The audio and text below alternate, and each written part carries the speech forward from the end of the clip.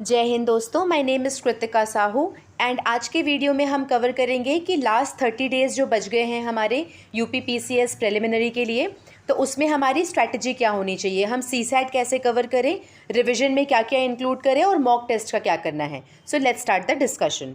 सबसे पहले डिस्कस करते हैं कि पेपर नंबर 2 सीसैट के लिए हमें क्या करना है। देखिए, लास्ट ईयर हुआ ये था कि मैं यूपीएससी प्रिपरेशन की थी, तो मैंने पेपर 2 एक्चुअल में स्टडी नहीं किया था, सिर्फ पेपर 1 पे ध्यान दी थी। आई थॉट कि पेपर 2 यूपीएससी के जैसा होगा, उस टाइप के पैटर्न में होगा, तो वो तो मैथ्स और रीजनिंग और इंग्लिश करके निकल जाता है।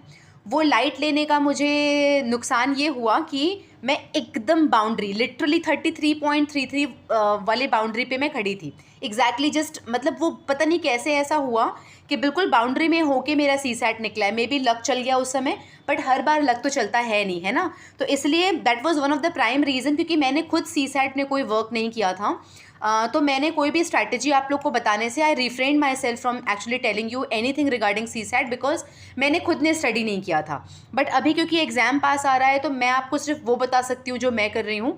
तो देखिए, जितने भी मैंने वीडियोस देखे हैं स्ट्रैटेजी वाले, जो दूसरे सर लोग हैं, तो उन सबका ये कहना है कि सीसैट कैसे, क्योंकि और कोई स्पेसिफिक बुक तो है नहीं हमारे पास, तो जो PYP है इससे ही हमें सीसैट का जो कम्युनिकेशन सेक्शन है वहाँ से निकालना पड़ेगा। लास्ट 20 ईयर्स का पेपर निकालना है। आई थिंक 20 ईयर्स में तो कम्युनिकेशन नहीं था, कम्युनिकेशन अभी अभी रिसेंटली ऐड हुआ है। बट करना ये है कि अगर कम्युनिकेशन की बात करें तो कम्युनिकेशन हमें प्रीवियस ईयर पेपर से करना है। मैथ्स की अगर बात करें तो मैथ्स में हमें क्या करना है, जो लास्ट 5 ईयर्स का जो पेपर है ना, लास्ट 5 ईयर्स के पेपर को जब हम एनालाइज करेंगे तो हमें पैटर्न समझ में आएगा कि कौन से टॉपिक से क्वेश्चंस आ रहे हैं, है ना। तो उन टॉपिक को, जैसे मान लो 5 टॉपिक कॉमन टॉपिक है जहाँ से क्वेश्चन आ रहे हैं जो लास्ट टाइम भी आए हैं, मतलब स्पेशली आप फोकस रखिए 2018 से लेके 2021 तक, स्टार्टिंग फ्रॉम 2021 का पेपर, फिर 20 में जाइए, फिर 19 एंड फिर 18, है ना, बैकवर्ड करते हुए जाइए। लास्ट 4 to 5 ईयर्स का जो मैथ्स का सेक्शन है ना, वहाँ से आप टॉपिक निकालिए और उन टॉपिक को प्रिपेयर करिए। लाइकवाइज सेम हमको ये जैसे मैथ्स में किया है वैसे ही सेम टू सेम हमें रीजनिंग भी करना है। रीजनिंग भी लास्ट 4 to 5 ईयर्स के पेपर से निकाल के जो टॉपिक निकालना है और उस टॉपिक को इंडिविजुअली गूगल में जाके लर्न, क्योंकि देखिए जनरली टॉपिक के ना कोई ट्रिक्स होते हैं, तो वो टॉपिक का जब नाम निकाल लेंगे, क्योंकि ये वाला पर्टिकुलर टॉपिक जिससे क्वेश्चन आते हैं, उसके बाद अगर आप यूट्यूब में जाएंगे और वो टॉपिक का नाम डालिए, ट्रिक्स डाल दी, उसके सामने ट्रिक्स डाल दीजिए, या फिर यूपी पीसीएस डाल दीजिए उस टॉपिक के नाम के सामने, तो आपके सामने रेलेवेंट वीडियो आ जाएगा। जैसे रेलेवेंट वीडियो आएगा, 2-3 वीडियो देखिए और टॉपिक प्रिपेयर हो जाता है। देखिए, मैंने देखा है एक टॉपिक प्रिपेयर करने के लिए 10 से 15 मिनट लगता है, नॉट मोर देन दैट, है ना। तो 10-15 मिनट में अगर आप एक आधा घंटा भी पकड़ते हैं तो दिन में आप क्या कर लीजिए, ज़्यादा टॉपिक्स तो होते हैं नहीं, है ना। अगर रीजनिंग की बात करें तो रीजनिंग में हमको कम से कम 10 से 12 टॉपिक प्रिपेयर करने हैं, ठीक है। तो अगर दिन में हम 4 टॉपिक भी प्रिपेयर करते हैं, विच इज़ 2 आवर्स देते हैं अगर हम सीसैट को दिन में, तो हम दिन में 4 टॉपिक प्रिपेयर कर सकते हैं। एक बार वो टॉपिक प्रिपेयर रहे, उसके जो शॉर्टकट्स है कैसे करते हैं, हिंट कैसे, डेट कैसे जाना है ना। लीप ईयर का पूछता है कि लीप ईयर कैसे निकालना है, रिपीटेड डेट्स पूछता है, बहुत सारी चीज़ें पूछते हैं, सर्कल के लिए पूछते हैं। तो जो कॉमन टॉपिक है ना, उसके हर टॉपिक के ट्रिक्स होते हैं, तो उन ट्रिक्स को एक पेपर में नोट कर लीजिए, ताकि जब पेपर 1 ख़त्म करके आए एग्जाम के दिन, तो ये ट्रिक्स का हम रिविजन कर सकें। तो ये सेम आपको मैथ्स और रीजनिंग के साथ करना है। कम्युनिकेशन का क्या करना है, प्रीवियस ईयर पेपर देखिए, उसका आंसर शीट देखनी है, और उसके बाद में उस आंसर को, चाहे तो उस टॉपिक को गूगल करके पढ़ाई करिए, क्योंकि मेरे पास में फ़िलहाल कोई बुक नहीं है। शिल्पी पब्लिकेशन वाले हैं, शिल्पी पब्लिकेशन जो आपको पता होगा, येलो कलर की जो बुक आती है, ये बेसिकली इसको मैंने देखा है, ये हिंदी मीडियम वालों के लिए है, इसमें हिंदी में क्वेश्चंस हैं। तो अगेन कम्युनिकेशन के लिए अगर हिंदी मीडियम वाले हैं आप, तो शिल्पी पब्लिकेशन की बुक ले सकते हैं सीसैट के लिए, जो लास्ट 20 ईयर्स का कंपाइलेशन आ जाएगा। इंग्लिश वालों के लिए मेरे पास अभी तक कुछ आया नहीं है, तो अगर आप लोग के पास में कुछ होगा which is not a copyright material, तो आप लोग अगर मुझे फॉरवर्ड कर देते हैं टेलीग्राम पे, तो मैं बाकी लोग को अपने ग्रुप में सर्कुलेट कर दूंगी। बट फिलहाल हमारा सीसैट का जो सहारा है वो प्रीवियस ईयर पेपर है, एंड खुद से गूगल सर्च करना है उस टॉपिक को लेकर। देयर इज़ नॉट, और इसके अलावा अनअकैडमी वाले भी बहुत सारे लोगों ने वीडियोस बनाए हैं। आई हैव सीन वो वीडियोस 25-30 घंटे के टोटल वीडियो हैं, बट उसका आउटकम कुछ खास नहीं रहा, बिकॉज लास्ट टाइम मैंने वीडियो देखने की कोशिश करी थी, बट उस वीडियो से आया नहीं। There was a PDF also जो सर्कुलेट हुआ था लास्ट टाइम, बहुत कॉमन PDF था वो सीसैट के लिए। मैं देखूंगी, अगर मेरे पास होगा तो मैं ग्रुप में शेयर कर दूंगी। वो PDF में से भी ना आई थिंक 3 या 4 क्वेश्चन ही आए थे, तो that was not also very helpful. तो इसलिए अब प्रीवियस ईयर पेपर ही हमारा सहारा है। प्रीवियस ईयर पेपर देख के हम कम्युनिकेशन करेंगे। There was one more person जिन्होंने मुझे पिंग किया था कि मैम जो लोअर का एग्जाम होता है ना, जो यूपीपीसीएस कंडक्ट करता है, आरओ एआरओ का एग्जाम हुआ, लोअर का एग्जाम, आई गेस लोअर के एग्जाम में भी कम्युनिकेशन के क्वेश्चन पूछते हैं। आई हैव नो आइडिया, मेरे पास में आइडिया नहीं है, मैंने कभी डाउनलोड नहीं किया है लोअर के पेपर, बट अगर वो करना पड़े तो वो भी हमें करना होगा लास्ट 5 ईयर्स का, ताकि हमारा कम्युनिकेशन पार्ट रेडी हो जाए। आई सिंसियरली अपोलोजाइज़ कि CSAT के लिए मेरे पास में स्पेसिफिक मटेरियल नहीं है, स्पेसिफिक कोई भी स्ट्रैटेजी नहीं है, तो मैं खुद प्रीवियस ईयर पेपर को एनालाइज करने वाली हूँ, एंड सो आपको भी ये करना पड़ेगा। इससे बेटर कुछ होगा तो आप प्लीज़ मुझे टेलीग्राम पे पर्सनल टेक्स्ट कर दीजिए, मैं बाकी लोगों को सर्कुलेट कर दूँगी। अब करते हैं तो नेक्स्ट 5 डेज़ में 14, 15, 16, 17 एंड 18 पूरे 5 दिन में हमें क्या करना है, जो कुछ भी बचा हुआ है सिलेबस का जो पार्ट है, प्रीवियस ईयर पेपर अगर कुछ बचा हुआ है एनालाइज करने के लिए, करंट अफेयर्स बचा हुआ है, करंट अफेयर्स बिना इससे अभी दृष्टि आई नहीं है, और दृष्टि का कल कवर पेपर ग्रुप्स में काफ़ी सर्कुलेट हुआ था, तो मैंने सर्च किया, मगर दृष्टि अभी तक आई नहीं है, एंड पीपल आर स्पेकुलेटिंग कि मे बी 20th तक आएगी बुक, 20 तारीख तक आएगी, तो हम देखते हैं कब आती है बुक, उसके अकॉर्डिंग अपना टाइम टेबल चेंज करेंगे। तो 14 से 18 तक आने वाले 5 दिन में हमें क्या करना है, वॉट एवर इज़ लेफ्ट उसको फिनिश करना है। 10 घंटे की पढ़ाई करनी है, 10 में से 8 घंटा, 8 घंटे में भी अगर आप चाहें तो 3-3 घंटा करके डिवाइड कर लीजिए, 3-3 2 घंटा है ना, वैसे कर लीजिए, या फिर आप टोटल मिला के 2.5 आवर्स डिवाइड कर लीजिए, जैसा भी आपको लगता है, जितने भी सब्जेक्ट लगते हैं 5 दिन में आप सिलेबस फिनिश करने की कोशिश करिए। 5 दिन बहुत होते हैं, 5 दिन में अगर दिन में 10 घंटा पढ़ता है इंसान, तो 5-5 घंटे, इन टोटल 20 घंटे में हमारा स्पेक्ट्रम की पूरी बुक फिनिश होती है, 40 आवर्स में हमारा लक्ष्मीकांत फिनिश होता है, तो 5 दिन बहुत होता है। In case if you really want to do something, अगर बड़ी बुक भी अगर आपको उठानी है तो 5 दिन बहुत होता है, बट आई एम एक्सपेक्टिंग कि आप लोगों ने अपनी पढ़ाई कर ली होगी, 2 टाइम टेबल आ चुके हैं, अगर उन टाइम टेबल में से आप 50 to 60% भी कवर किए हैं ना, तो ट्रस्ट मी आप काफ़ी सेफर साइड में खड़े हुए हैं, डिले नहीं हुआ है, और आप कहीं भी किसी से भी लैग बिहाइंड नहीं कर रहे हैं। आने वाले 5 दिन में सब कुछ फिनिश कर डालिए, सब कुछ जितना हो सके। देखिए सब कुछ कभी भी फिनिश नहीं होगा, बिकॉज अनलिमिटेड सिलेबस कहाँ है, राइट। अगर हम इसका प्री का मेंस का सिलेबस तो पर भी बाउंड्रीज में होता है, उस मेंस के सिलेबस के अंदर ही आता है। जब प्री का कोई सिलेबस ही नहीं है तो हम ख़त्म क्या करने जा रहे हैं, राइट। होता है ना कि हम एक बार सिलेबस ख़त्म करें, एक बार सिलेबस ख़त्म करें। ये मेरे स्टूडेंट ने मुझे बोला था लास्ट ईयर, मुझे काफ़ी डर लग रहा था कि कुछ हुई नहीं है पढ़ाई, मेरा सिलेबस ख़त्म नहीं हुआ है, तो उसने मुझे ये बात बोली थी कि मैम सिलेबस ख़त्म कैसे होगा जब किसी एग्ज़ाम का सिलेबस डिफाइंड ही नहीं है। तो दैट एक्चुअली स्ट्राइक में उस चीज़ से मुझे काफ़ी कॉन्फिडेंस मिला था कि एक्चुअल में प्री का तो कोई सिलेबस है नहीं, तो हम ख़त्म क्या करने जा रहे हैं, राइट। तो जो भी हमें लगता है कि जो बुक्स हमें पढ़नी चाहिए, जैसे घटना चक्र हो गई, जो बेसिक बुक्स हो गई, उसमें से जो भी पोर्शन आपका बचा हुआ है, प्रीवियस ईयर क्वेश्चन एनालिसिस करने को बचा हुआ है, वो सब कुछ आप आने वाले 8 घंटा लेके दिन में 5 दिन में फिनिश करिए। अगर मान लो 5 दिन में से 2 या 3 दिन लगते हैं और 2-3 दिन बफर आपके बच जाते हैं, है ना, 1 या 2 दिन बच जाते हैं, तो उसमें जो भी आपने सिलेबस किया है उसे आप रिवाइज करिए। ये हम दिन में 8 घंटा करेंगे, और जो 2 घंटा बच जाता है उस 2 घंटे में हमें CSAT का प्रीवियस ईयर पेपर, अभी CSAT का पूरा डिटेल में डिस्कस किया है, तो ये जो CSAT है हमें ये 2 घंटे में करना है। CSAT को हमें आने वाले 10 दिन भी अगर लगाते हैं तो 10 to 12 days are more than enough, 10 से 12 दिन मोर देन इनफ है अगर हम प्रीवियस ईयर करने जाते हैं। CSAT को 20 ईयर्स देने की ज़रूरत नहीं पड़ेगी, आई थिंक 5 से 7 साल में हमारा इनफ मटेरियल प्रिपेयर हो जाएगा। तो ये आते हैं बात नेक्स्ट 5 डेज़ के, जहाँ पे हमें सिलेबस फिनिश करना है, जो कुछ भी बुक्स बची है, प्रीवियस ईयर पेपर बचा है, 1 आध दिन 2 दिन बच जाता है, तो उसमें हमें पूरा सिलेबस रिवाइज करना है। ये करने के बाद में आते हैं 19th, तो क्योंकि सिलेबस अभी हमारा रिवीजन हो चुका है ना, तो एक बार अच्छे से रिवीजन करने के बाद में 19th को आप एग्जैक्टली एग्ज़ाम आवर्स के टाइम पे बैठ के प्रिपेयर होके अच्छे से रिवीजन करने के बाद आपको ये टेस्ट देना है, ठीक है। ये टेस्ट आप देंगे, ये फुल लेंथ मॉक टेस्ट होगा, और टेस्ट देने के बाद में आप इस टेस्ट को एनालाइज करिए, ठीक है। हो सकता है कि 2 बज जाए आपको एनालाइज करते हुए। यहाँ से करंट अफेयर्स के क्वेश्चंस निकालिए, उसके एक्सप्लेनेशन को स्क्रीनशॉट मारिए, अपने पास रखिए, ठीक है। ये सब चीज़ें आपको करनी है 19th को।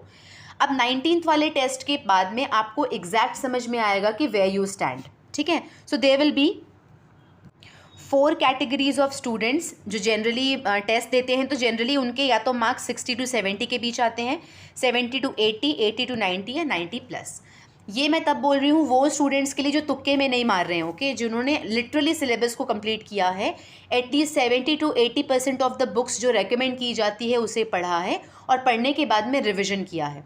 प्रॉपर रिविजन करने के बाद जब आप टेस्ट देते हैं ना, तो आई डो नॉट बिलीव कि आपके लेस देन 60 आ रहे होंगे।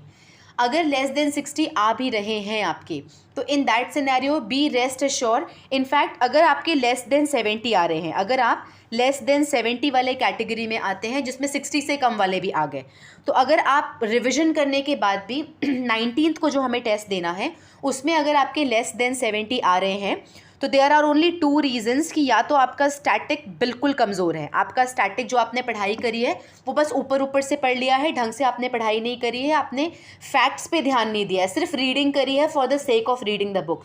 आपने स्टैटिक का टॉपिक को अंडरस्टैंड नहीं किया है, उसके जैसे अगर हिस्ट्री का हो गया, उसके पहले क्या हुआ है, बाद क्या हुआ है, वो नहीं पढ़ा है। अगर हमने पॉलिटी की बात करें तो आपने पॉलिटी को ध्यान से नहीं पढ़ा है, तब जाके आपके मार्क्स 70 से कम आते हैं, ठीक है। अगर आपके मार्क्स भी रिविजन करने के बाद की बात बोल रही हूँ मैं, after reading everything and revision के बाद भी 70 से कम अगर आ रहे हैं, तो दैट डजंट मीन कि आप किसी भी एंगल से कमज़ोर स्टूडेंट है या फिर आपकी प्रिपरेशन नहीं हुई है। दी ओनली थिंग इज़ कि आपका स्टैटिक पोर्शन कमज़ोर है, जो आपने पढ़ा है वो ढंग से नहीं पढ़ा है। तो people who belongs to this particular category, उन्हें अब क्या करना पड़ेगा, उनको अभी 19th की, ये 19th को टेस्ट देने वाले हैं, राइट। तो 19th के बाद में 20th से लेके 30th तक आने वाले 10 दिन में अपने पूरे सिलेबस को 2 बार फिर से पढ़ना है, इंक्लूडिंग करंट अफेयर्स। अच्छे से पढ़ाई करनी है, टेस्ट को बिल्कुल भूल जाइए कि मुझे मॉक टेस्ट देना है, क्योंकि देखिए अगर आपका अभी 70 से कम आ रहा है तो नेक्स्ट टेस्ट में क्या ही हो जाएगा, 5 नंबर ज़्यादा आएगा, बिकॉज अब 3-4 क्वेश्चन तुक्के में अच्छे मारने वाले हैं। ड्रास्टिक इंप्रूवमेंट तो आएगा नहीं आपके मार्क्स में अनलेस यू चेंज समथिंग। जब आपके मार्क्स 70 आ रहे हैं, unless you drastically change in the pattern you are studying, in the pattern you are reading, तो आपके ड्रास्टिकली मार्क्स 70 से होकर 90 नहीं आने वाले। हो सकता है कि 70 आ रहे तो 72, 75 आए, वो भी क्यों, क्योंकि 1-2 क्वेश्चन तुक्के में करेक्ट हो गया, बट तुक्के वाला गेम फिलहाल हमें नहीं करना है, राइट। तो अभी आपको क्या करना पड़ेगा, anybody who scoring after revision 19th वाले टेस्ट के दिन पे, अगर if you are scoring less than 70, 10 दिन लेके पूरे सिलेबस को 2 बार रिवाइज कर लीजिए। ट्रस्ट मी, इससे आपका मार्क्स ड्रास्टिकली 10 से 12 नंबर का चेंज मिनिमम होगा, एंड आपके मार्क्स 90 भी जंप कर सकते हैं अगर आपने प्रॉपरली करंट अफेयर वगैरह का भी रिवीजन किया है। तो 10 दिन लीजिए, टेस्ट को भूल जाइए। 31 तारीख तक है ना, 20 तारीख से अगर स्टार्ट करते हैं तो 20 से 31, 31 मई तक पूरा 2 बार रिविजन कर लीजिए, इनफ होगा आपके लिए। उसके बाद में those people who are getting 70 से 80, अब ये 70 से 80 वाले जो कैटेगरी के होते हैं ना, वो बेसिकली स्टैटिक कमज़ोर तो नहीं बोलूँगी मैं, बट स्टैटिक को एक बार रिविजन करने की और ज़रूरत है। और दूसरा, ये कैटेगरी के लोग सिली मिस्टेक्स बहुत करते हैं, अगर आप देखेंगे तो आता हुआ चीज़ें हमसे मिस्टेक हो जाती है, तो अगेन रिविजन की कमी। तो बेसिकली 70 से 80 वाले लोग भी, वो मेजॉरिटी ऑफ द पोर्शन वो स्टूडेंट होते हैं जो सिली मिस्टेक करते हैं या फिर थोड़ी सी रिविजन में कमी रह जाती है। कोई बात नहीं, अभी तो मेरे पास बहुत टाइम है रिविजन करने का, तो हम क्या करेंगे, 70 से 80 जिनके मार्क्स आ रहे हैं उन्हें जो आने वाले टाइम है उन्हें टाइम टेबल फॉलो करना है। नाउ दोज पीपल जिनके मार्क्स ऑलरेडी 80 के अबव, अगर 85, 90 के अबव मार्क्स हैं, तो इनमें पहले मैं इनकी बात कर लेती हूँ, और बाद में जो 70 से 80 वाले के बीच में उन्हें तो जो टाइम टेबल हम बनाए हैं उसे फॉलो करना है, ठीक है। Those students who are actually getting very good marks, 85 अगर आपके मार्क्स कंसिस्टेंट है ना, 85 जब मैं बोल रही हूँ तो these are the number of questions, NET के क्वेश्चंस की बात बोल रही हूँ, मार्क्स की बात नहीं बोल रही हूँ, ठीक है।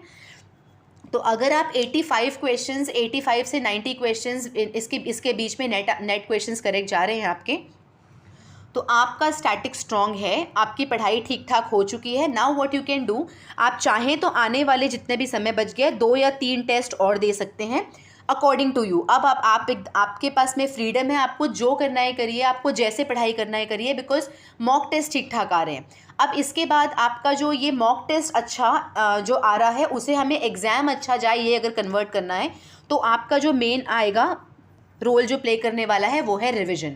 आप जितने बार रिवाइज करेंगे ना, बोर मत होइए, क्योंकि देखिए जब 2-3 बार पढ़ लेते हैं तो हम ओवर कॉन्फिडेंट भी हो सकते हैं और कंप्लेसेंट भी हो सकते हैं।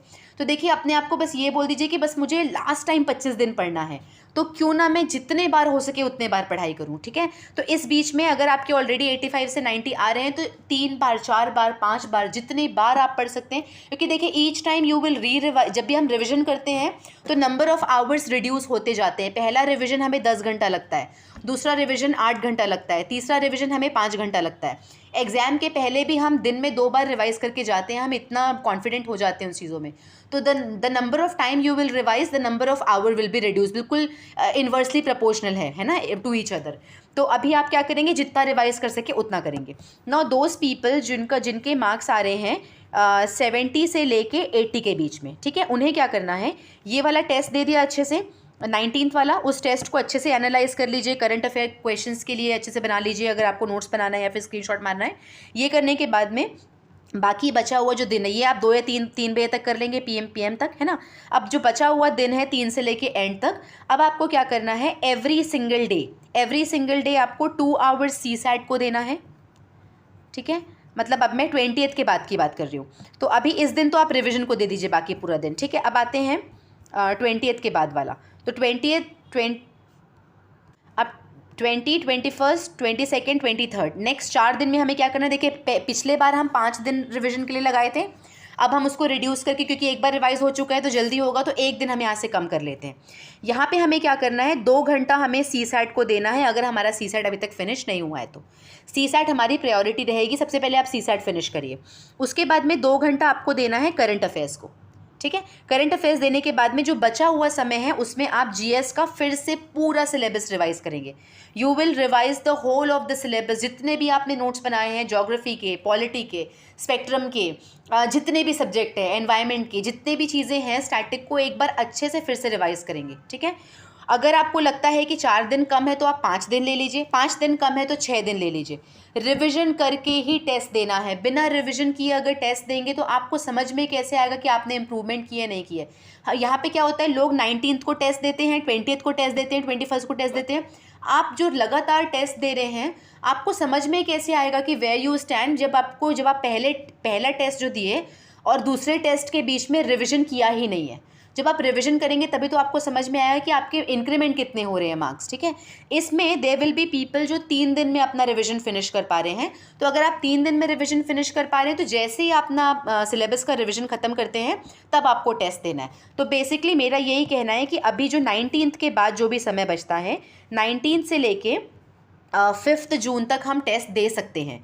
19 मई से लेके 5 जून तक हम टेस्ट दे सकते हैं, मगर टेस्ट हमको ब्लाइंडली नहीं देना है कि क्योंकि मैंने देखा है सारे चैनल वाले ये बोलते हैं कि 40 टेस्ट दे दो, 50 टेस्ट दे दो। टेस्ट दे के होगा क्या, राइट। देखिए एक बात अलग है कि यूपीएससी वाले जो टेस्ट देते हैं वो अलग होता है। रीज़न बीइंग कि यूपीएससी के जो क्वेश्चन होते हैं वो एनालिटिकल क्वेश्चंस होते हैं, है ना। 60 to 70% क्वेश्चन एनालिटिकल होते हैं। तो वहाँ पे क्या होता है, आपको अपने ब्रेन का ज़्यादा इस्तेमाल करना है। यहाँ पे यूपीपीसीएस में आपको अपने मेमोरी का इस्तेमाल करना है और इन्फॉर्मेशन क्लिकिंग का इस्तेमाल करना है, आइडेंटिफिकेशन के ऊपर वर्क करना है।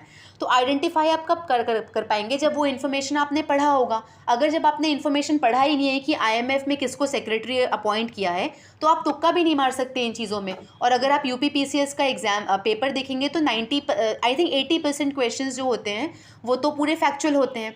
That is one of the prime reasons कि आपको यूपीपीसीएस के लिए जब आप टेस्ट देते हैं तो आपको रिविजन करके टेस्ट देना है। I hope that is very clear to you all. तो 19 के टेस्ट देने के बाद में जितना भी दिन आप लगाते हैं, मुझे ऐसा लगता है कि 4 दिन लगते हैं। कम लगते हैं तो बहुत अच्छी बात है, ज़्यादा लगते हैं तो कोई बात नहीं, पूरा रिविजन करिए, उसके बाद एक और टेस्ट दीजिए, ठीक है। तो यहाँ पे मुझे लग रहा है 4 दिन में रिविजन हो जाएगा। अब 24th को आपको टेस्ट देना है। अब हो भी सकता है कि जो आई दृष्टि जो है वो 20 तारीख तक आ जाए। इन केस अगर आई दृष्टि 20 तारीख को आती है तो जो हम ये वाले 4 दिन में करने वाले थे ना, यहाँ पे हम इसको चेंज करके हम यहाँ पे आई दृष्टि करेंगे। जो अपना घटना चक्र की दृष्टि आती है ना, दृष्टि को हम यहाँ पे आने वाले 4 या 5 दिन में फिनिश करेंगे।